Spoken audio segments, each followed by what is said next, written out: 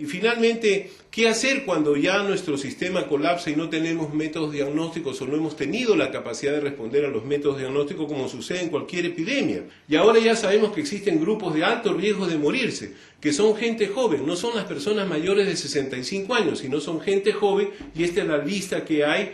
Sorprendentemente aparecen mujeres gestantes saludables, que es el único grupo.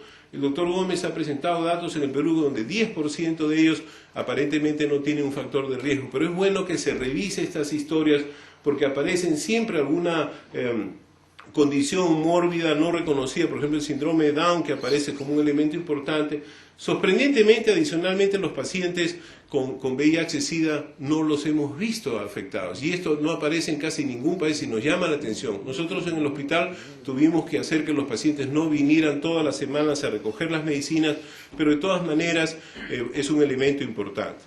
Entonces, una de las cosas que es notable es que la intervención, cuando uno trata de resumir, uno dice, ¿qué nos pasó? Primero, la intervención mediática puede producir pánico y alarma, y esto es un tema que es importante y creo que todos debemos aprender, y esta noche seguramente vamos a escuchar expertos en periodismo que nos van a decir sobre esto. La segunda cosa es, siempre hay una necesidad de un comando central único.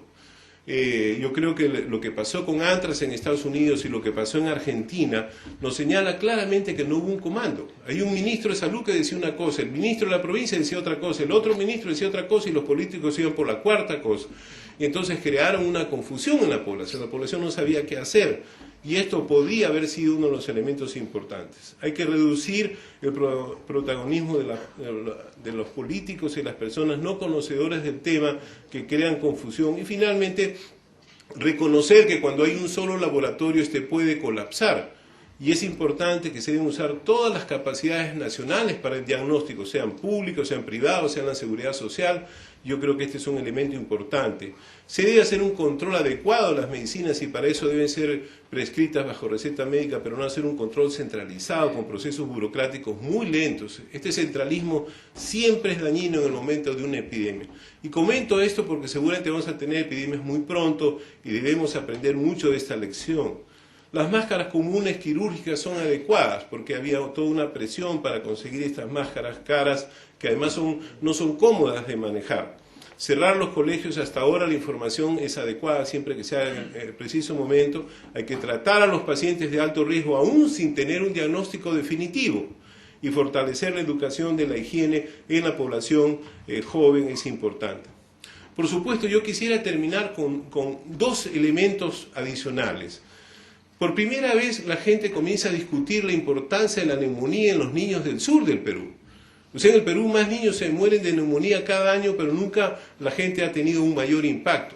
Y ahora por primera vez estamos discutiendo que han fallecido 30 y tantos peruanos por esta epidemia, pero todos los años mueren más de 300 niños en el sur del Perú por el frío y por la neumonía.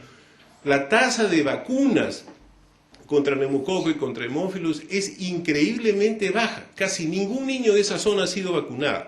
Y esto es un elemento importante por decisiones políticas. Algunos líderes se han opuesto a vacunas cuando las vacunas es un tema de Estado. Esto no es un tema ni del ministro de Salud, ni del presidente, ni del gobierno de turno. Este es un tema de Estado.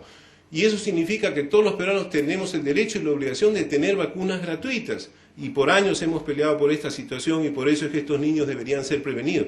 Hoy en día es un tema importante porque la cuarta parte de los muertos en casi todas las series son por neumococos agregados a esta infección viral. Y finalmente que las personas ancianas no se vacunan. En el Perú la tasa de vacunas en un anciano es menor de 1%. Estoy seguro que los médicos que están acá, si recuerdan cuántas veces han vacunado a sus padres o a sus abuelos, y estoy seguro que casi ninguno ha vacunado cada año para gripe, ni los ha vacunado para neumococo o para hemófilos influenza. Esta es una circunstancia que tenemos que aprovechar para poder vacunar a esta población y establecer claramente la necesidad de que estas vacunas son sumamente importantes. En suma, hay una serie de situaciones que nos permiten aprender siempre de las crisis y en ese sentido yo creo que este es un elemento importante a recordar. Yo quería terminar, creo que el doctor Serna iba a poner su equipo, quería terminar comentando de que es uno volver a insistir en la necesidad de fortalecer el sistema de salud, hay la necesidad de poner, hacer una comunicación muy rápida. Una de las cosas que hemos aprendido es que miles de médicos y personal de salud nos hemos pasado información, que todos hemos aprendido con las guías internacionales, que todos hemos comenzado a revisar nuestras cosas, que todo el mundo está comenzando a hacer programas de investigación y que todos estamos aprendiendo todos los días de una enfermedad nueva que hace 3 meses y medio no existía en la humanidad. Y en ese sentido yo creo que este es un tema extremadamente importante. Muchas gracias.